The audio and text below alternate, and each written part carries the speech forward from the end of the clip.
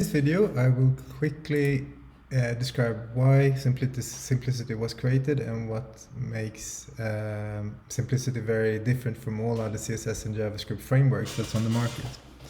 So the first thing is semantics. So if we look at Tailwind and Bootstrap, which are the two biggest frameworks, if we look at this code, so what we can see here is that to design with, for example, Tailwind, you use classes on every element. So instead of writing CSS, you give 10, 15 classes on each element. The problem with this is, like, if we can see here, you have flex item center, flex item center, flex item center. If you have used this, let's say in 10 pages or 20 pages in your in your project, or hundreds of pages, then to change, you actually need to go and change on every element. You can't really do a search and replace when you want to change in code in files that aren't open. So for example, if you have 50 files which uses this class, then if you do a search and replace in closed files, you can't really see what's happening in the code, and it's very, very problematic. So you have to do it manually. And also the codes, it gets very difficult to maintain and get an overview of. It's difficult to find your way around, and it's the same with Bootstrap. They have the same kind of system. So if we look here,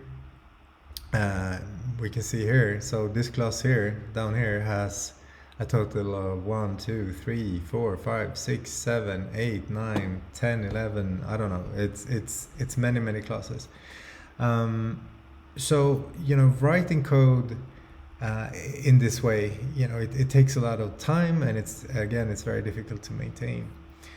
It's also to work efficient with any CSS framework like Bootstrap or Tailwind or any of the others. You also have to learn all these classes because they are unique for that platform. So for Bootstrap, for example, these are the Bootstrap grid, and this only makes sense to someone who knows Bootstrap. So you need to learn what all these means. If you want to do a grid that's 992 pixels wide, you need to go to their documentation and figure out what that is, and so on.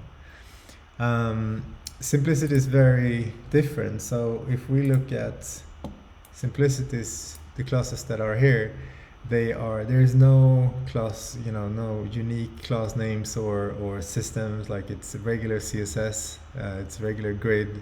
There is nothing new to learn to start working with Simplicity. So that was one of the main reasons why Simplicity was created, to find a way how you can build a CSS framework where you don't have to build a structure like this. And as I've shown in other videos, which you can see on the website, you can actually create websites with Simplicity with no classes and no IDs by using the XPath. The second reason why Simplicity was created is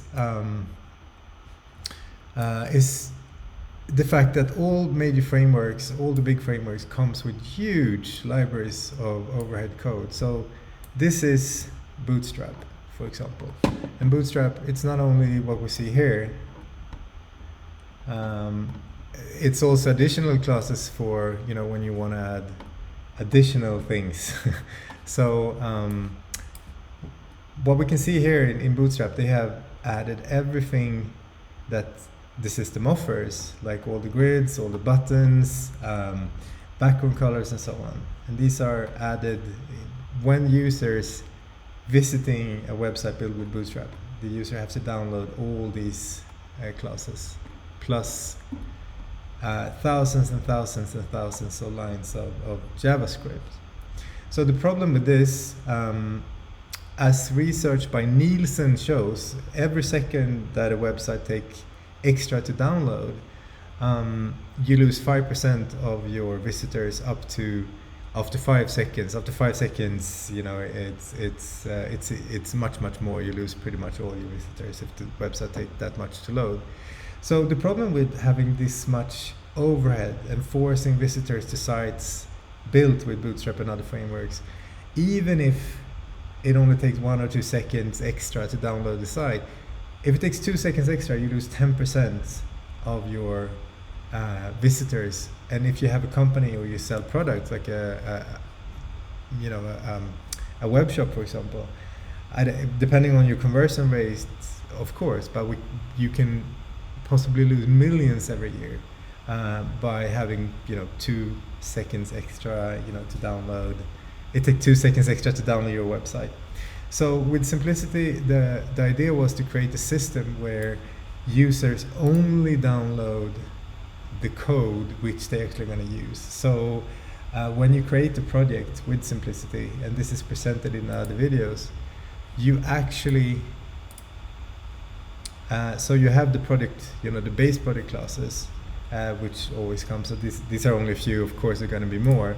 But let's say with background colors and so on, I actually only add the classes I want to use. So as we can see here, the background colors came in, and maybe I want to add some menus. I have one here.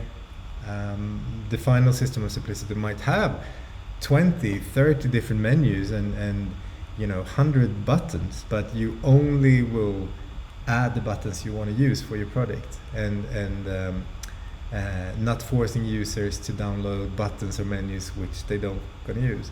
And then if they, for example, decide that they don't want to use this menu after, they can just delete it from their project and then include it again, from their library. But again, the idea with Simplicity was to create a system where users only download the code they actually going to use. And among other things, this is what makes Simplicity truly unique compared to other frameworks.